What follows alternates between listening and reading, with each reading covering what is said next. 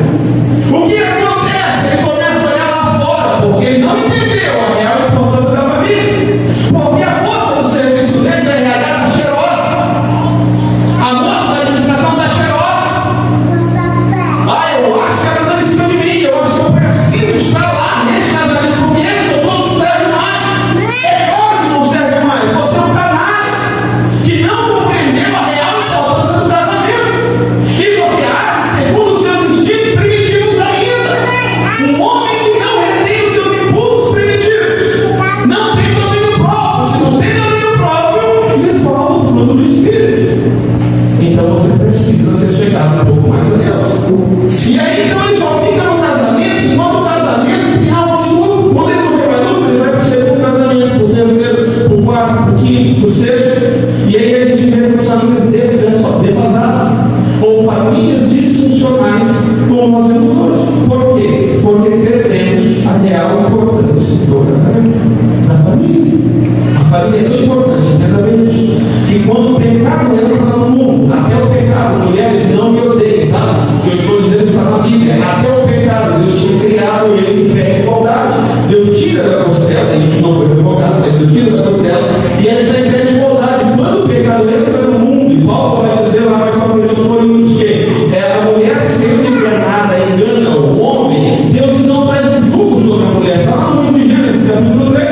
Deus fala para a mulher: o teu desejo agora será para o teu marido, e ele te dominará. Então a criação do homem agora sendo colocada como cabeça é porque o homem é mais racional e a mulher é mais emocional. A mulher agiu na emoção quando ela come o fruto do pecado, e a Bíblia diz que automaticamente ou imediatamente seus olhos foram abertos e passou a conhecer o bem e o mal. Ela tinha uma escolha que Adão não tinha.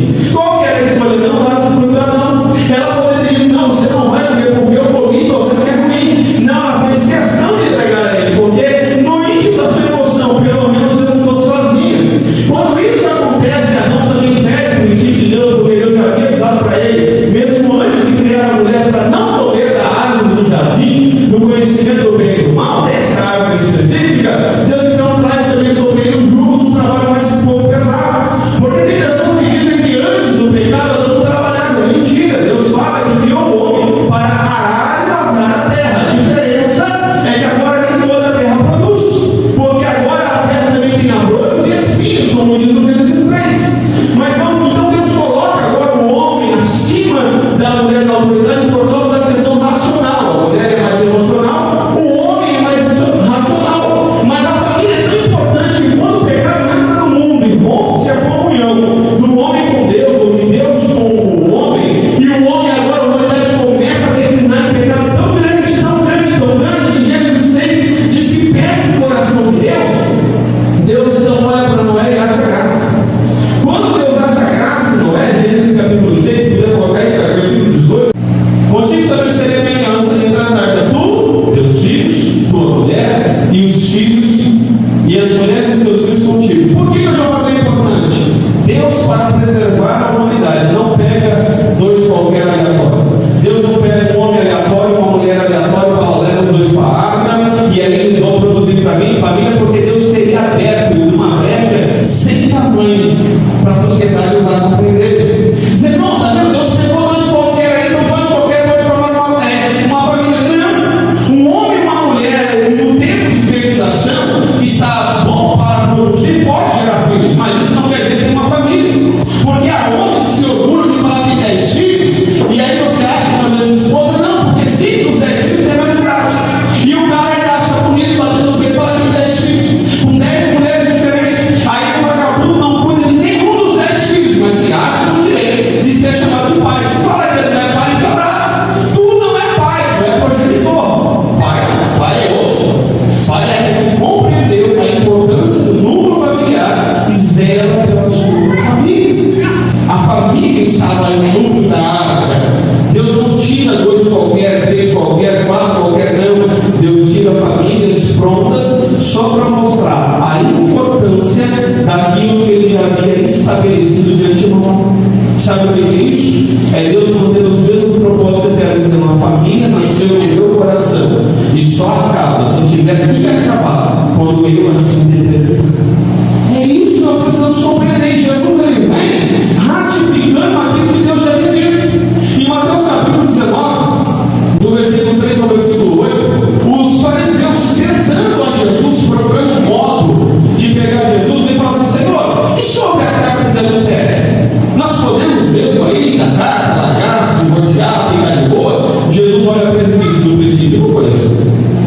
No princípio Deus o homem e a mulher, e para viver junto até que a morte os separa. E aí então esses andam. Poxa, eu estou doido para divorciar, Jesus tem uma conversa fiada dessa.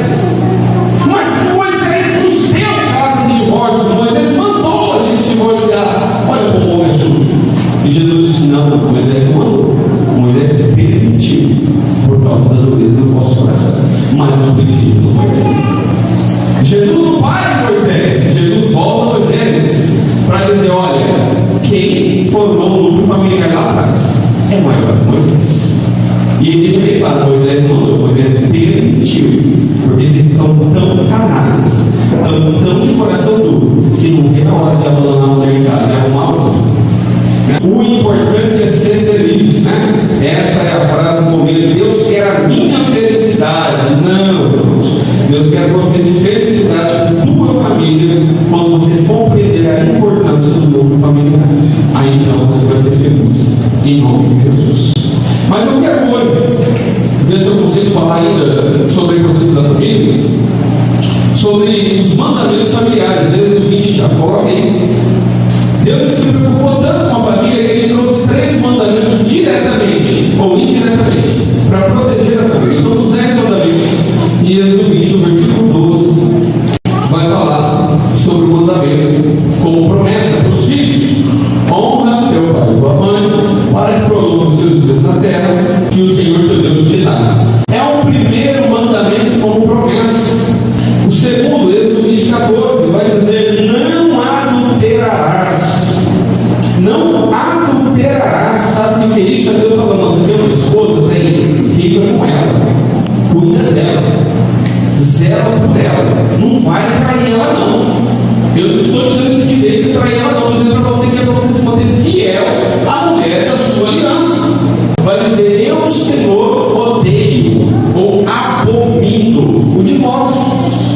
Então Deus vai ensinar desde o princípio a zelar e proteger a família. O outro, Êxodo 20, 17, diz: não cobiçarás nem a mulher do teu próximo, nem a casa do teu próximo, nem o corpo do teu próximo, nem nada do teu próximo. É natural, isso é errado que eu vou dizer, mas é natural a gente ver, digo eu como pastor que aconselho casais, a maldita comparação. Você vai tratar de um casamento e aí o fulano, na hora da raiva, fala assim: ah, mas a minha mulher é assim, a mulher de fulano não age. Aí ela diz: ah, mas você também não age como fulano age. Então, ao invés de achar que outro casamento é melhor que o seu, trabalhe com o seu. Permita que o Senhor mude o seu casamento. A partir de quem, pastor? Da minha esposa? Não, a partir de você. Aí a esposa diz: a partir de quem, pastor? Do meu marido? Eu vou dizer: não, a partir de você. Quando vocês, homem e mulher, compreender a real importância da família, então você vai quebrar esse orgulho que eles devem por si só maligno, e vai ter uma família funcional caminhando para a glória de Deus. Mas você precisa compreender essas coisas. Eu quero falar sobre 2 propósitos ligados diretamente à família. Volta lá em Gênesis 2, versículo 24. Portanto, deixará o homem seu pai e sua mãe, une-se a mulher, tornando uma só carne. Então, o primeiro propósito que é ligado diretamente à família é o desenvolvimento da vida em sociedade. Então, a sociedade, como nós conhecemos, ela existe em razão da família, e não a família existe em razão da sociedade. Por exemplo, os primeiros filhos de Adão casaram-se e saíram da casa do pai. Saíram da casa do pai porque eles faziam, construíram novas casas, e assim sucessivamente ia tendo uma progressão. Então a gente vê ali no livro de Gênesis ainda: olha, fulano casou, foi para tal lugar, ele deu aquele lugar, aquela cidade, o seu próprio nome. Então os filhos de Adão saindo, eles construíram vilarejos, cidades, países que nós conhecemos até os dias de hoje. Então a sociedade, ela cresce à maneira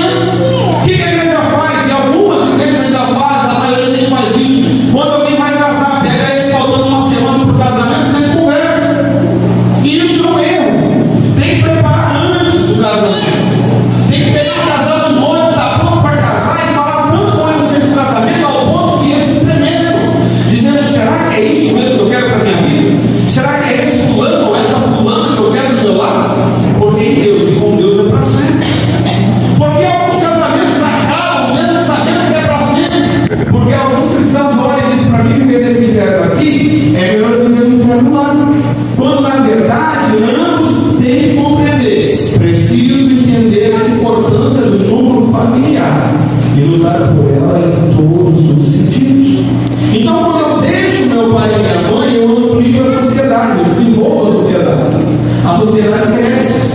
A sociedade crescendo, o mundo vai crescendo, e se nós tivéssemos mantido o padrão bíblico, não mantemos, não digo só nós, mas desde a formação do homem do pecado entra no mundo, todo mundo olharia a família de maneira diferente, porque compreenderia o valor da família.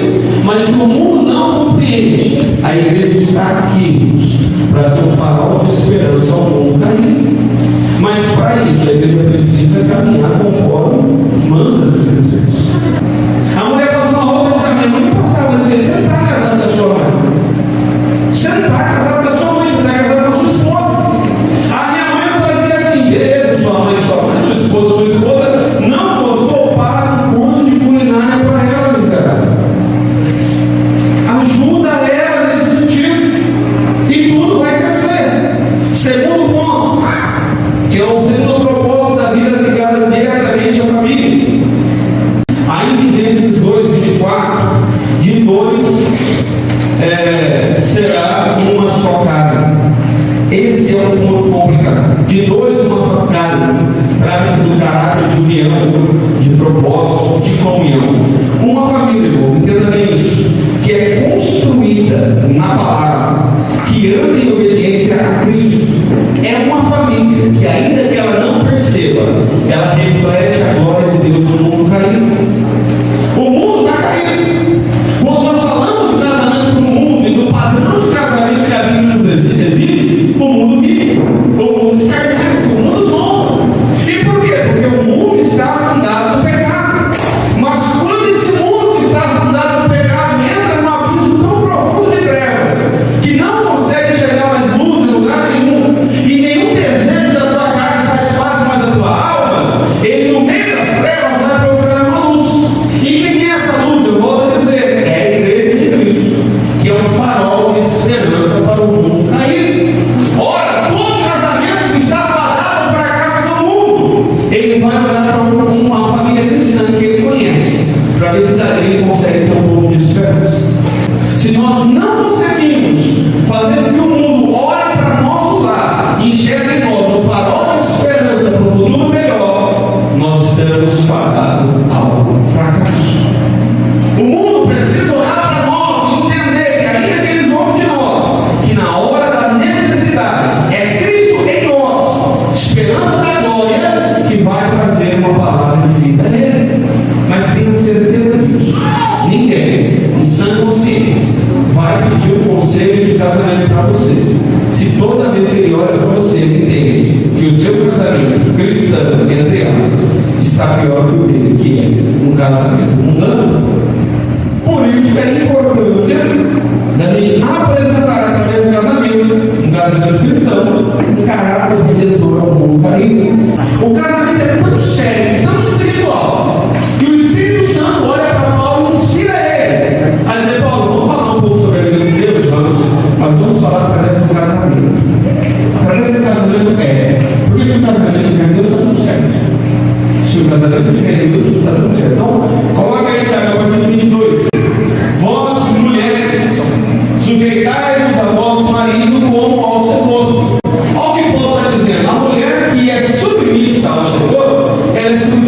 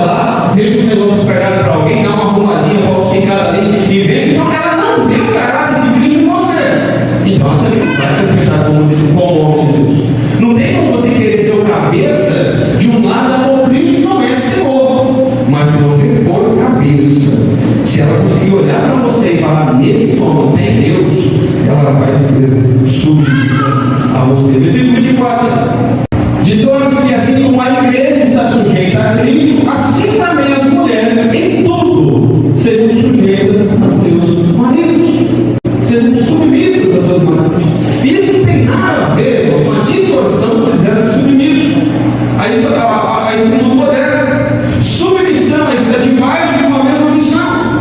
E aqui eu quero dar uma cutucada nos homens. A minha mulher não é submissa a mim. Irmão, submissão, vou repetir, é estar debaixo de uma mesma missão. Talvez ela não seja submissa a você, porque até hoje você não tem uma missão que você está vivendo para ela. Ou ela olha para você e não vê missão nenhuma. Ela não vê proposta, ela não vê objetivo que você faz, ela não vê objetivo em nada. Ela não vê futuro para aquilo que você está fazendo hoje. Então, chega na sua casa e recupere a autoridade de Deus, e aí então você vai ter uma mulher que vai ter submissão. É simples. Temos que andar pela palavra. Versículo 25. Vós maridos, amai as vossas mulheres, também tendo uma analogia, como também Cristo amou a igreja e assim mesmo se entregou por ela. Ou seja, ame a sua mulher com todas as forças. E quando der mais, continua amando. E quando ela te ofender, continua amando. E quando ela te irritar, continua amando. E quando ela te tratar como inimigo, a Bíblia diz: amai os vossos inimigos, continua amando. Não tem segunda opção. É ame. Ame. Ah, mas sabe o coraçãozinho moderno do poeta da internet?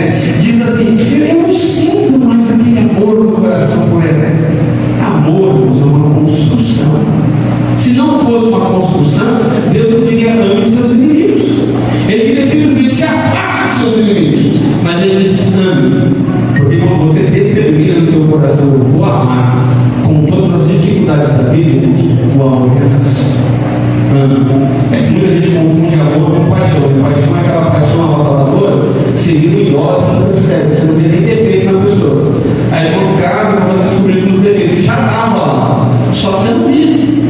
E o amor te faz conviver com todos os defeitos do outro. Mas sobre o marido, eu sei que falou isso com os homens nas aulas que a gente tem de bate-papo aqui, recai para mim, na minha opinião, a responsabilidade maior, que é amar. Como Cristo amou a igreja, a si mesmo se entregou por ela. Outras traduções que eu gosto mais diz que se sacrificou por ela. E eu acho possível que o amor sacrificial devia ser da esposa. Mas Jesus disse que não, que é do marido. Aí eu vejo um homem querendo desistir por qualquer coisa. Imagina, irmão, Jesus esperar você ficar bom para morrer por você. Ou esperar você ficar bom para te salvar. Não, porque não quero bom, eu salvo ele. De que está em lado. A gente hoje vive uma vida tão miserável que a gente diz assim: não, eu ofendi porque me ofendeu. Não, você ofendeu porque está dentro de você. Eu xinguei porque ela não xingou. Não, você xingou porque isso ali está dentro de você. Não, eu taquei uma cadeira porque a gente está na sapatada. Não, você tacou uma cadeira porque isso ainda habita dentro de você. Quando você compreender que esse mal precisa arrancar da tua vida e não é por culpa do seu cônjuge, você vai orar diferente. E aí no dia da provocação, volta para outra falar: as coisas mudaram aqui, porque a essa hora, por isso que a gente vai estar em casa. E até agora chegou e Deus vai começar a ser glorificado no seu grupo familiar. 26 e 27, meus dois aí. Volta para o primeiro 25, só para a gente compreender.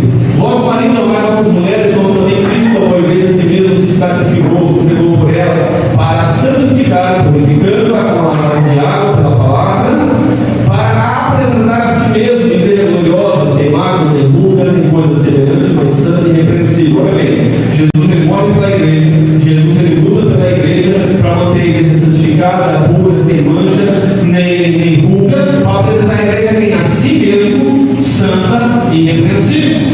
Jesus está dizendo que o mesmo padrão é exigido dos maridos em relação às mulheres. E aí tem marido que pegou a mulher bem com o pai, mas agora toda vez que ele olha para ela, está dando tipo de olho, ela não para mais. Ela está travada no meio.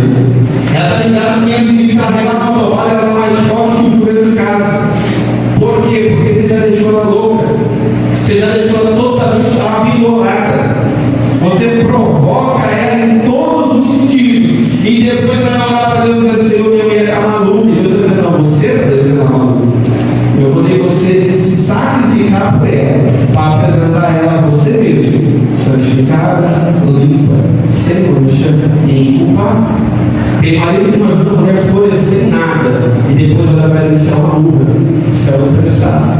Tem marido que não provoca a mulher para crescer em nada. Tudo que ela faz ele não pega, mas depois ele quer admirar ela de fora, que faz bonito, faz diferente.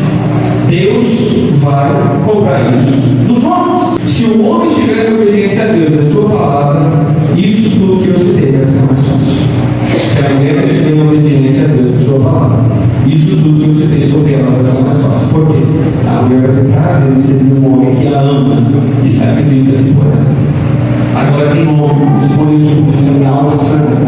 Tem mulheres que procuram, na verdade, perdão, e diz: olha, eu gostaria que o meu marido fosse um super-herói, mas eu sei que se nós tivermos no meio um tiroteio, meu marido me usa como escudo. Isso é terrível. Um homem que não está disposto a morrer pela sua esposa, a sacrificar pela sua família, não entendeu o propósito da família. Um homem que vive em prol dos seus desejos primários, não aprendeu o seu propósito em Cristo. Versículo 28. Assim devem os maridos amar as suas próprias mulheres, como os seus próprios corpos. Quem ama sua mulher ama a si mesmo. 19. Porque ninguém nunca odiou a sua própria carne, antes alimenta e a sustenta, como também Cristo alimenta a igreja. Tudo aqui é uma analogia à vida cristã. E o versículo 28 é um mandamento imperativo. Deve o homem amar a sua mulher. É o dever, você está devendo a isso, a ela, a amá-la, acima de todas as dificuldades que a vida lhes apresenta. Você deve amá-la e se sacrificar por ela. Tem marido que não quer fazer nada pela esposa. Tem marido que acredita fielmente que a obrigação da mulher é fazer tudo pelos filhos, educar em tudo, do berço até a maioridade. Eu cansei de ver cristãos, caras todos no nosso meio, que a filha com 16 ou 15 ou 14 ou 17 anos engravidou dentro de casa, o pai olha para a mãe e sabe, pertua que não mudou direito, sendo que a responsabilidade de pastor do lar não é da esposa, é do homem. É o homem que é o sacerdote do lar, o pastor da casa.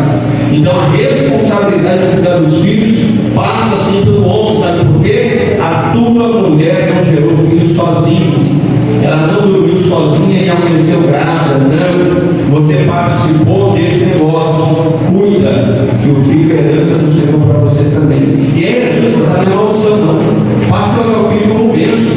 A Bíblia diz que filhos são heranças do Senhor, não que filhos são maldições do Senhor. Aprenda a valorizar a tua família. Aprenda a valorizar o seu grupo de família. Ame o esposo, se coloque dentro do plano e cuide dela, zela por ela, como Cristo zela pela igreja. Tem homem que ainda vive nisso, eu vou voltar a falar nisso. Presta os seus desejos primitivos. Ele acha que a mulher precisa fazer toda noite, mas ele não se sacrifica em nada por ela. Ele pensa nele em primeiro plano, eu. Enquanto você não mudar, você não vai ver a glória de Cristo na sua família. E aí, no versículo 31 e 32, que diz: por isso deixará o homem seu pai e sua mãe e unir-se-á a sua mulher, serão dois uma só carne. Ponto 32. Grande é este mistério, digo, porém, a respeito de Cristo na igreja. É algo tão glorioso deixar tudo, construir a sociedade, se tornar uma só carne, que Paulo vai dizer que a isso ele atribui como um mistério grandioso. Que coisa muito nova. É coisa muito grande.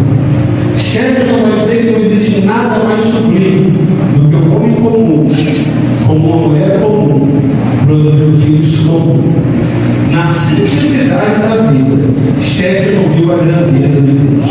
E é isso que Paulo está dizendo. Paulo está dizendo: olha, isso para mim é um mistério grandioso. Pega um homem que tem um pensamento de um jeito, pega uma mulher que tem um pensamento de outro jeito, e agora os dois vão se unir numa só carne. Pastor, mas o meu lado não é muito claro que não é, nenhum dos dois ainda entendeu que precisa ceder. Os dois são desejos, os dois atendidos o tempo todo, os dois precisam ceder para que o núcleo familiar prossiga conforme Deus quer. Quando isso acontece, mesmo a sociedade caída vai zombar, vai deturbar, vai levar um escada, mas na hora que essa sociedade precisar, é para você que ela vai pedir